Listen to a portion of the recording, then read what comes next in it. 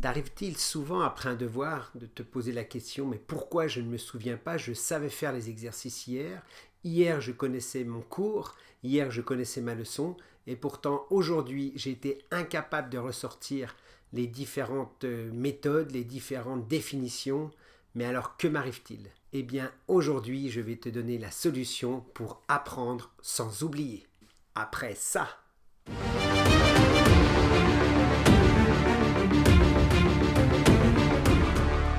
bonjour les amis, bienvenue sur la Réussite Académie. Aujourd'hui, je vais aborder le thème de apprendre sans oublier. Est-ce possible? Quelle méthode utilisent nos étudiants, nos élèves pour apprendre? La relecture, où ils reprennent leurs cours. Ensuite, les exercices qu'ils refont à partir du cours, c'est-à-dire ils vont s'aider du cours pour pouvoir réaliser ces exercices. Mais une chose essentielle a été oubliée, c'est que comprendre ne veut pas dire retenir. Si je vous parle de 10 objets, eh bien, vous serez capable de comprendre ce que veulent dire ces objets ou ces fruits. Donc, par exemple, un tournevis, un vélo, là, ça ne pose aucune difficulté de compréhension. Par contre, êtes-vous capable de retenir? Malgré tout, si nos élèves lisent, comprennent, apprennent, font leurs exercices, eh bien cela ne suffit pas. Mais comment notre cerveau fait-il pour mémoriser? Je vais vous présenter ici 3 types de mémoire. Vous avez la mémoire visuelle, la mémoire auditive et la mémoire kinesthésique. Attention, je ne vais pas dire qu'une personne est kinesthésique, visuelle ou auditive. Non, nous avons les 3 types de mémoire, nous utilisons ces 3 types de mémoire. C'est vraiment un neuromythe de penser qu'une personne est uniquement kinesthésique ou qu'elle est visuelle. La mémoire kinesthésique, on arrive à mémoriser par le toucher, par l'expérimentation. On a besoin de comprendre les choses et de ressentir l'information. Les outils possibles pour utiliser cette mémoire kinesthésique sont de mettre du sens sur ce qui est étudié, d'écouter et besoin de faire des liens entre le cours et les événements. Ensuite, la mémoire visuelle. Cette mémoire permet d'enregistrer ce que l'on voit.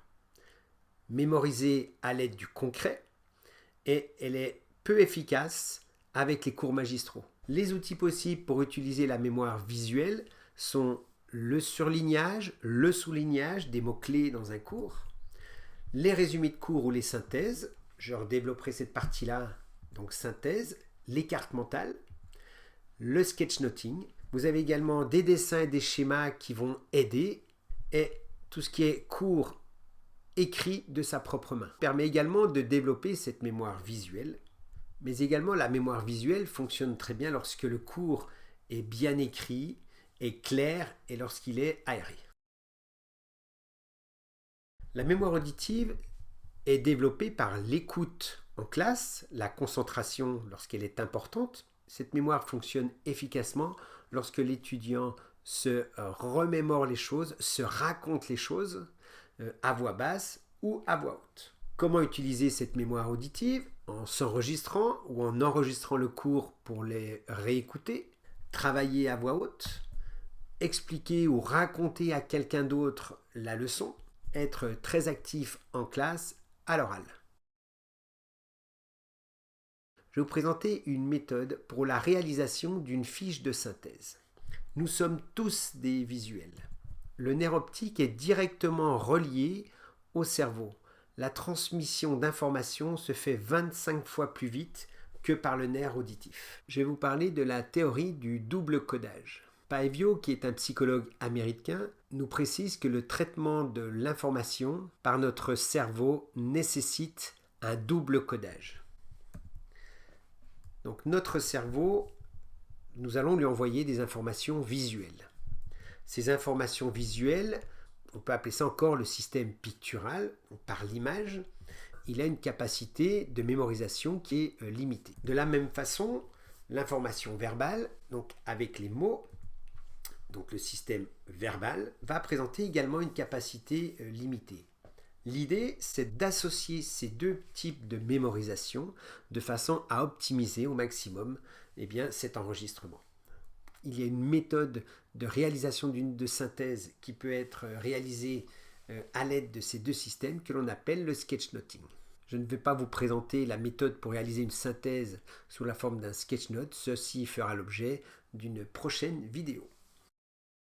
Si nous résumons, l'étudiant donc va lire son cours, va le comprendre, il va faire une fiche de synthèse. Par exemple, le mieux c'est de faire sous forme d'un sketchnote ou d'une carte mentale améliorée.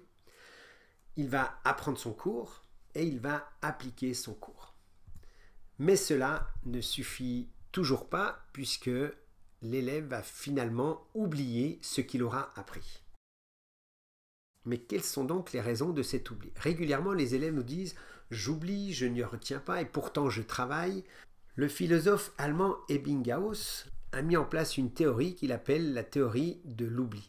Il a tracé donc cette courbe de l'oubli qui nous explique qu'au bout de 24 heures, il ne nous reste que 25% des connaissances.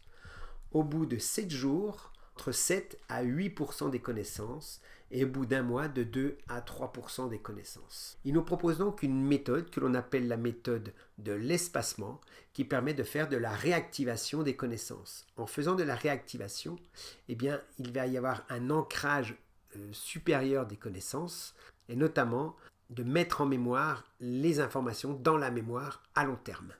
Le problème de cette méthode-là, c'est la surcharge de travail. Que faire pour mémoriser? Il faut faire de la rétention d'informations, donc de l'ancrage. Il faut faire passer les informations sur la mémoire à long terme. Le problème, c'est que le cerveau va effacer nos connaissances si nous ne faisons pas cette réactivation. La théorie de l'espacement est complètement adaptée pour contrer cet effacement. Pour cela, on va réactiver les informations en faisant des rappels et en faisant des tests. Et bien sûr, de la reconstruction. La reconstruction, c'est en fait de demander à l'élève de reconstruire sans ouvrir son cours, de reconstruire le cours et ensuite de vérifier si ce qu'il a mis sur le papier correspond bien à son cours. Je vais vous présenter maintenant une stratégie que je propose à mes étudiants avec l'espacement. Attention, la mauvaise stratégie, c'est la relecture. On pense savoir, mais en réalité, c'est ce qu'on appelle de la familiarité. Évidemment, cet investissement que je propose là demande du travail, demande des efforts.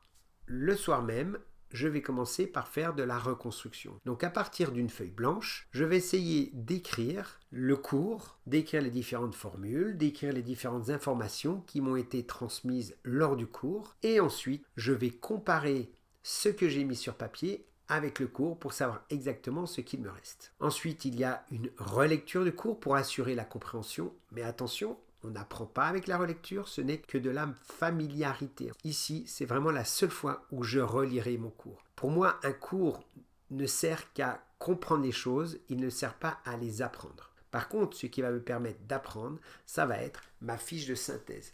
Là où la fiche doit être vraiment très bien faite. Et moi, ce que je propose, c'est de faire une carte mentale ou un sketchnote, voire même mélanger. C'est la méthode que je préfère. On mélange à la fois la carte mentale et le sketchnote. Le lendemain, la reconstruction, je revérifie par rapport à mon cours, ou plutôt par rapport à ma fiche de synthèse, et j'apprends également ma fiche de synthèse. Je peux maintenant réaliser les exercices, puis ensuite, au bout d'une semaine et au bout d'un mois, ce qui fait au total 4 réactivations, je reconstruis, je teste, je me teste. Alors me tester, ça peut être un quiz, ça peut être une auto-évaluation, ça peut être corriger aussi un exercice. Est-ce que l'exercice qui m'est donné, je le fais sans ma fiche de synthèse et je vérifie ensuite avec ma fiche de synthèse. Ça peut être également l'utilisation de flashcards. Il existe une multitude de méthodes. Puis également la réalisation des exercices. Ce principe de mémorisation, de réactivation, est utilisé dans toutes les méthodes d'apprentissage des langues sur Internet.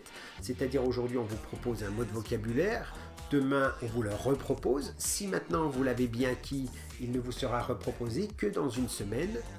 Si au bout d'une semaine, vous l'avez oublié, on le réactive, c'est-à-dire le lendemain, au bout de 8 jours, on vous repropose de nouveau ce mot-là. S'il est acquis, on vous le reproposera que dans un mois. Donc, ce principe de réactivation est vraiment utilisé dans de nombreux cours en ligne. Nous arrivons à la fin de cette capsule vidéo. J'espère que cette méthode vous sera bien utile. N'hésitez pas à mettre un pouce vers le haut si cette vidéo vous a plu et n'hésitez pas à me poser des questions. Plus vous allez appliquer cette méthode, plus vous allez être capable de mémoriser et plus vous allez prendre de plaisir à faire vos études, à apprendre. Alors restez motivés et à bientôt sur la Réussite Académie.